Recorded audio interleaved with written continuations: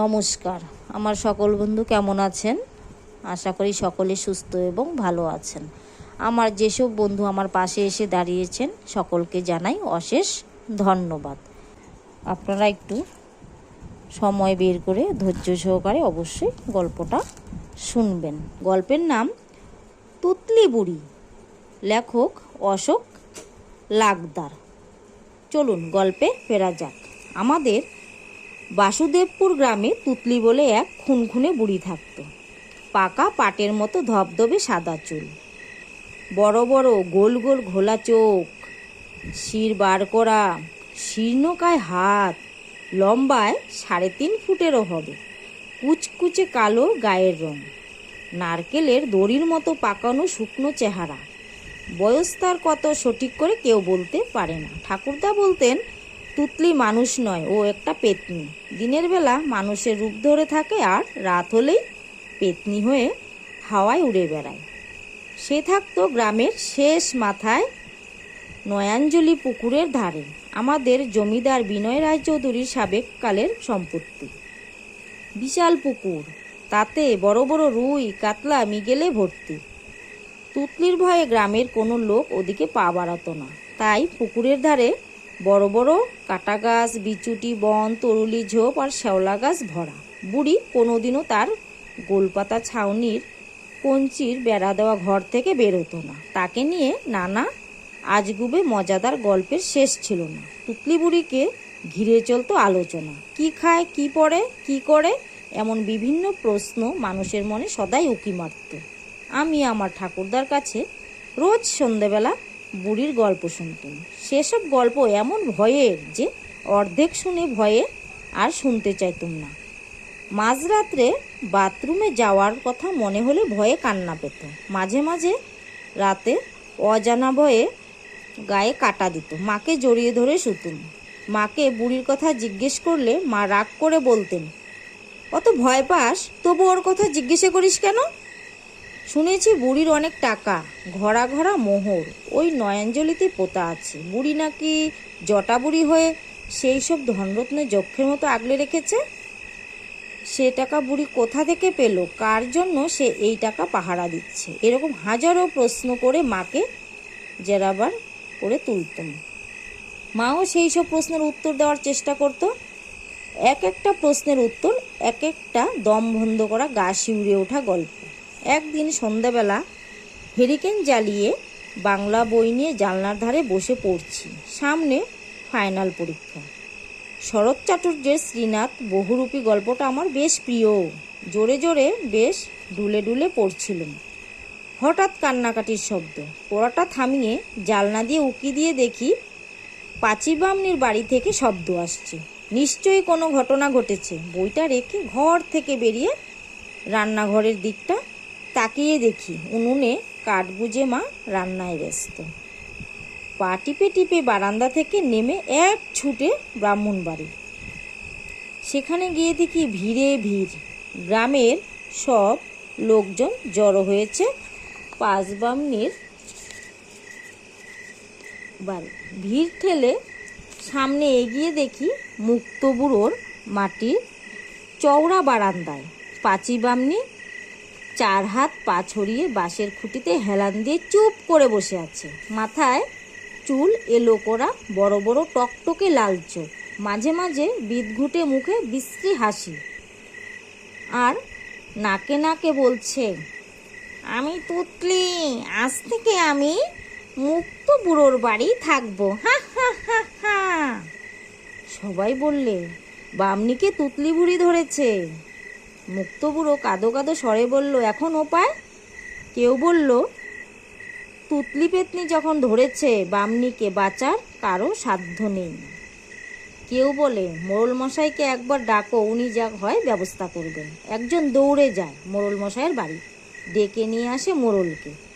মোড়ল গোবারায় এলেন, খুব ভালো করে পরীক্ষা করে রায় দিলেন ভূতে ধরেছে।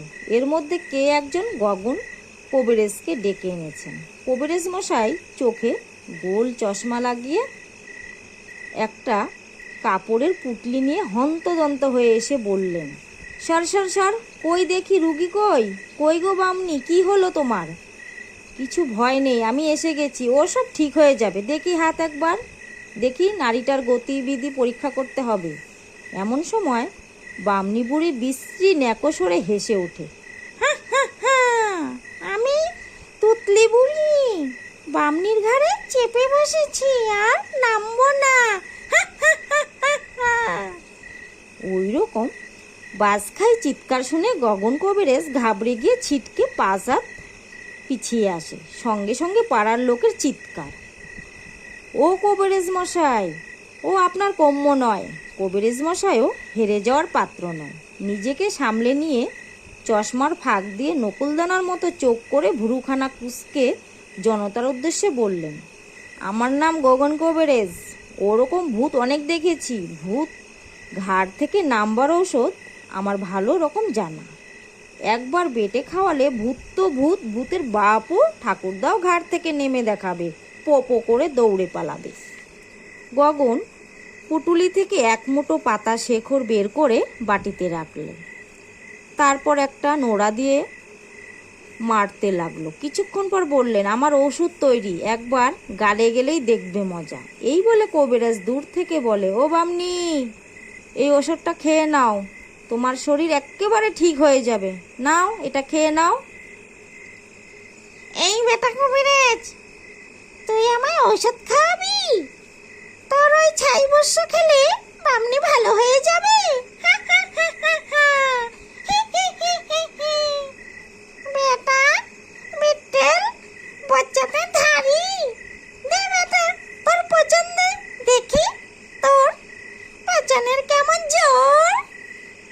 বামনি বুড়ি ছো মেরে গগনের হাত থেকে পাচনের বাটিটা নিয়ে গলায় ঢেলে চুপ করে বসে রইলেন। আর কবিরাজ মশাই দেখতে লাগলেন, মাত্র 2 মিনিট সবুর করো, তারপর ভেলকি দেখবে।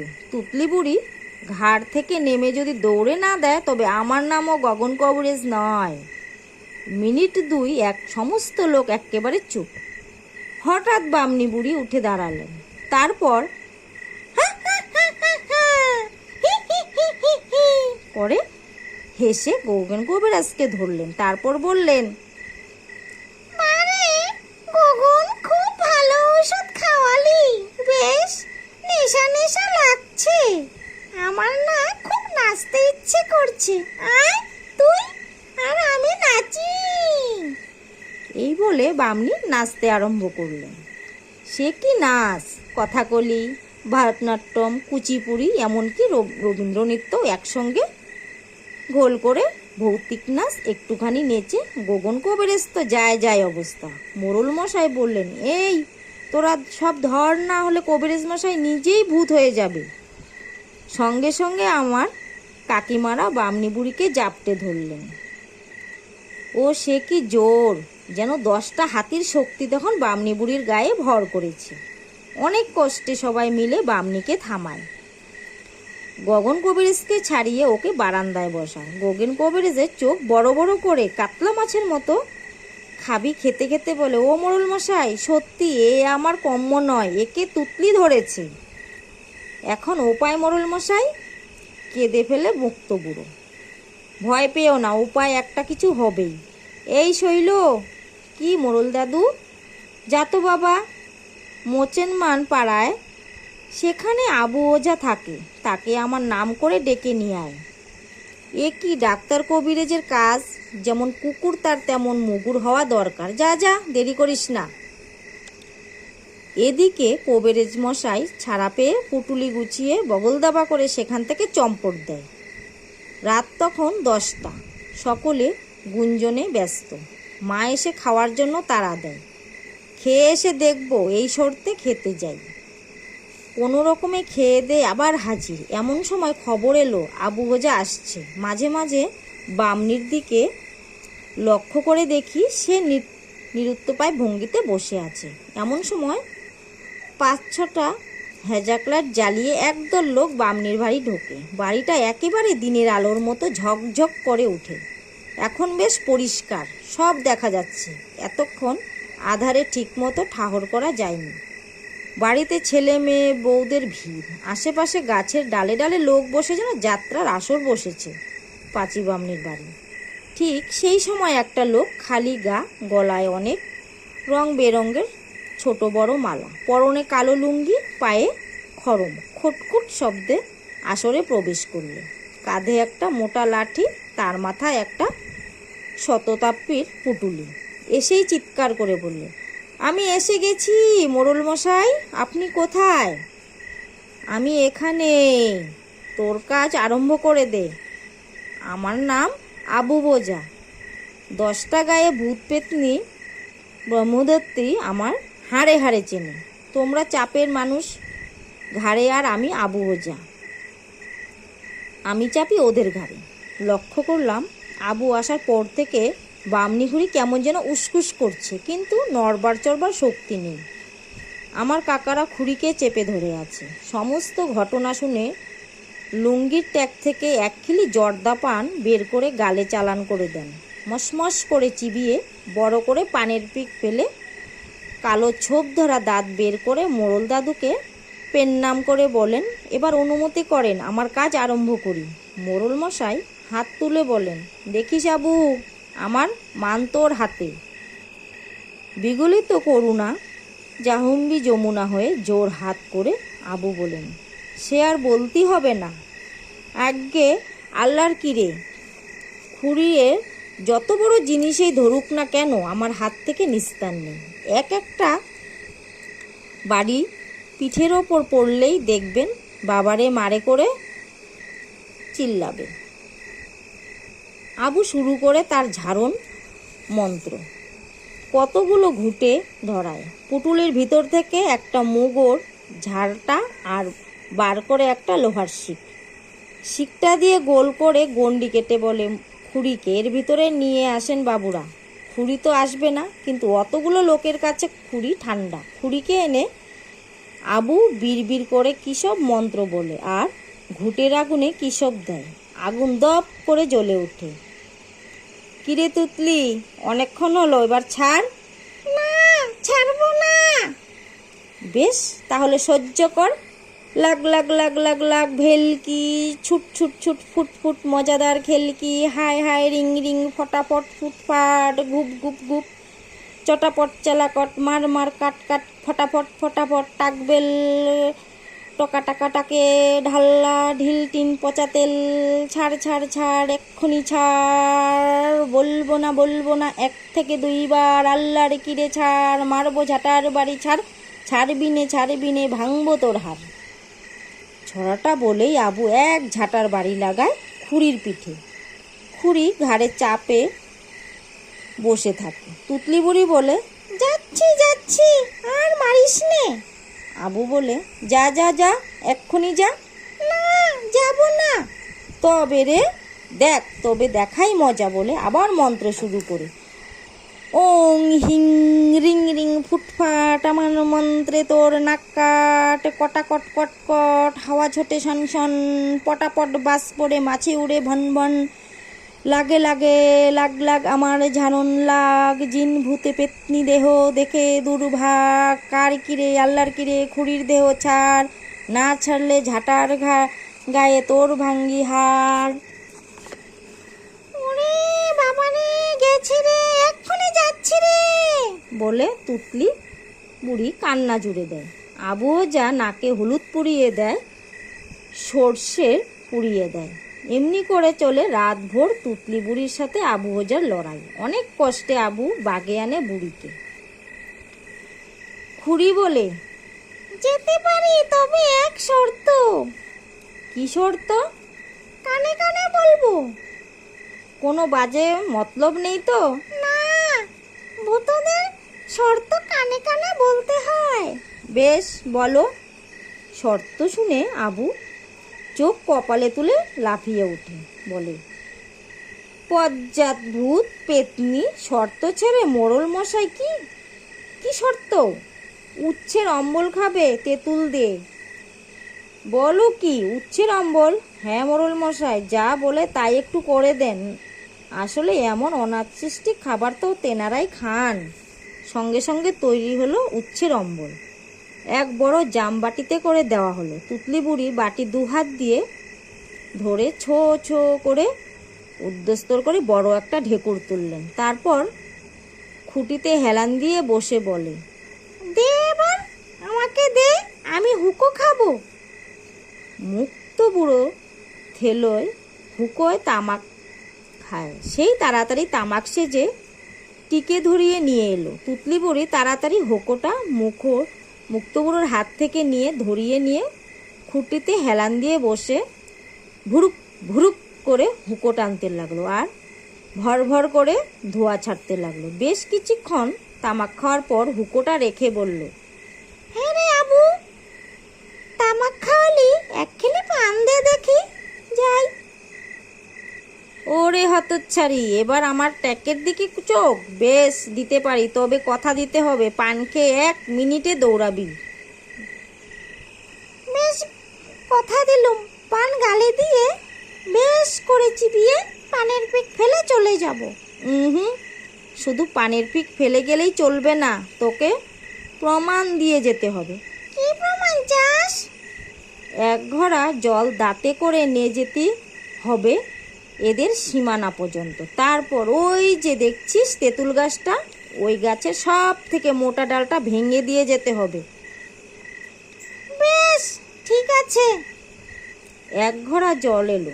বামনি খুঁড়ি দাঁতে করে সেই ঘড়া তুলে সোজা হেঁটে এগিয়ে চলল। বাবুরা সবাই ওর পিছনে থাকেন। যেই ঘড়া পড়ে যাবে তক্ষুনি ধরবেন। সত্যি সত্যি কি আশ্চর্যের ঘটনা! বামনি খুঁড়ি সেই জল দাঁতে করে তুলে খুঁড়িদের সীমানা পর্যন্ত গিয়েই ঘড়া পড়ে গেল। সঙ্গে সঙ্গে খুঁড়ি অজ্ঞান। তাকে ধরাধরি করে নিয়ে বারান্দায় আনা হলো। আর আশ্চর্যের ব্যাপার, তেঁতুল গাছের সবচেয়ে মোটা ডালটা মুড়মুড় করে ভেঙে পড়ল। আবু বললেন, আর ভয় নাই গো কর্তা মহাশয়, আর ভয় নাই। জিন খুঁড়িরে ছাড়িয়ে গেছে। এখন চোখে মুখে একটু জল দেন, এক্ষুনি ঠিক হয়ে যাবে। তারপর একটু দুধ দিন, গরম গরম খেলে একেবারে ঠিক। মোড়ল মশাই, দেন গো আমার বকশিসটা, এবার দেন, আমারে আবার গায়ে ফিরতে হবে। ভোর হয়ে এলো। ওহে মুক্ত, ওকে ওর বকশিস দিয়ে দাও। হ্যাঁ, এক্ষুনি দিচ্ছি। আসর ভেঙে গেল। সবাই যে যার বাড়ি ফিরে গেল।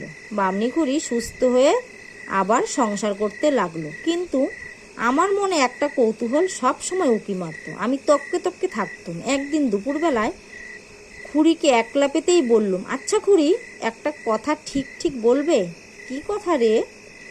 তুমি তুতলি বুড়িকে দেখেছ? দেখেছি মানে? একেবারে সামনে থেকে দেখেছি। কেমন দেখেছ? একটিবার বলবে? খুঁড়ি বলে, আগের দিন আমার কালী ঘরে আসেনি। জানিস তো কালীকে আমি কত ভালোবাসি। সে আবার 7 মাসের গাভীন। রাতে ঘরে না ফেরায় মনটা বড় খারাপ হয়ে গেছিল। রাতে ঘুমোতে পারিনি। ভোর না হতে কালীর খোঁজে বেরিয়ে পড়লুম। এদিক ওদিক, এ পাড়া ও পাড়া অনেক খুঁজলুম, কোথাও তাকে পেলুম না। খুঁজতে খুঁজতে গিয়ে পড়লুম নয়াঞ্জলির ধারে। তারপর দেখি কালীপুকুরের ওপারে চড়েছে, সঙ্গে 2 বাচ্চা। ঝুলুম কালকালি বাচ্চা 2 বিয়েছে। বাচ্চা 2টোকে আদর করার জন্য মন কেমন করে উঠল।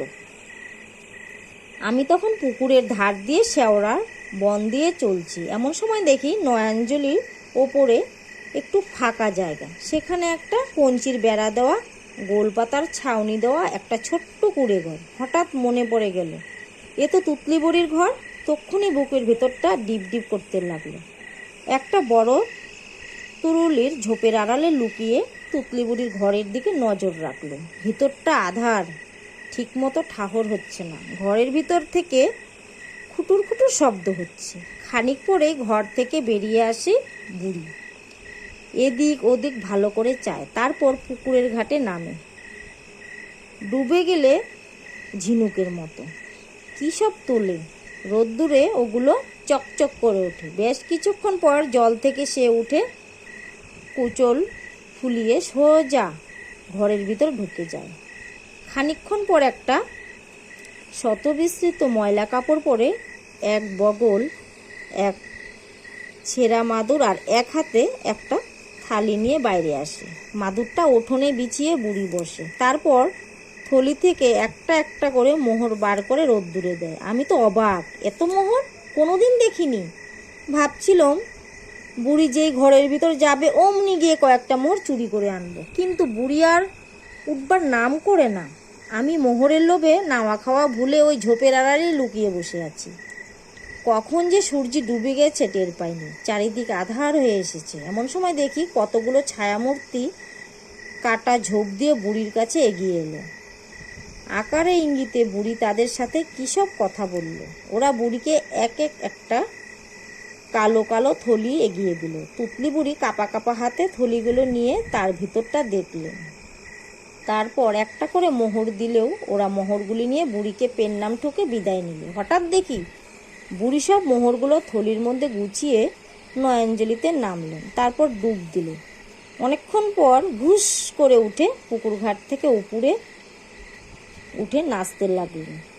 হা হা হা করে হেসে বললেন, সব মোহর আমার, আমার চেয়ে ধনী পৃথিবীতে আর কেউ নেই। আমি সেই বুড়ির ভয়ঙ্কর আওয়াজ শুনে কেমন হয়ে যাই। তারপর আর কিছু মনে নেই। খুড়ির মুখে গল্পটা শুনে সেদিন আমার গা সত্যি ভয়ে কাটা দিয়ে উঠেছিল। ওই ঘটনার পর থেকে গ্রামের প্রত্যেক মানুষের মনে তুতলি বুড়ির সম্পর্কে একটা ভয়ঙ্কর ভয়ের সঞ্চয় হয় এবং কেউ কোনোদিন তার ত্রিসীমানায়ও পায়ে দেননি, খোঁজখবরও নেননি। প্রায় 10-15 বছর পর যখন গ্রাম আস্তে আস্তে শহরের রূপ নিল, তখন মানুষ প্রায় ভুলেই গেছিল তুতলি বুড়ির কথা। আমিও কর্মসূত্রে গ্রাম ছাড়া ছিলুম। যখন ফিরলুম তখন আমার গা অনেক পাল্টে গেছে।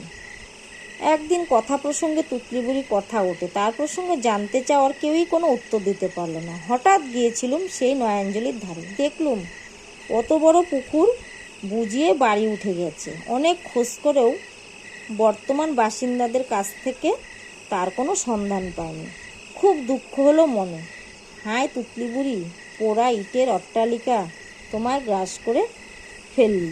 এইভাবেই তুতলি বুড়ির অস্তিত্ব আস্তে আস্তে মিটে গেল। সকলের মন থেকেও আস্তে আস্তে ভয় দূর হলো। নমস্কার, আমার গল্পটা আমি এখানেই শেষ করছি। আমার গল্পটা কেমন লাগলো আপনারা লাইক ও কমেন্ট দিয়ে অবশ্যই আমাকে জানাবেন। ভালো লাগলে একটি অবশ্যই লাইক করবেন। আর আপনারা সকলেই আমার পাশে থাকবেন। আপনাদের সকলকেই নমস্কার ও জানাবেন।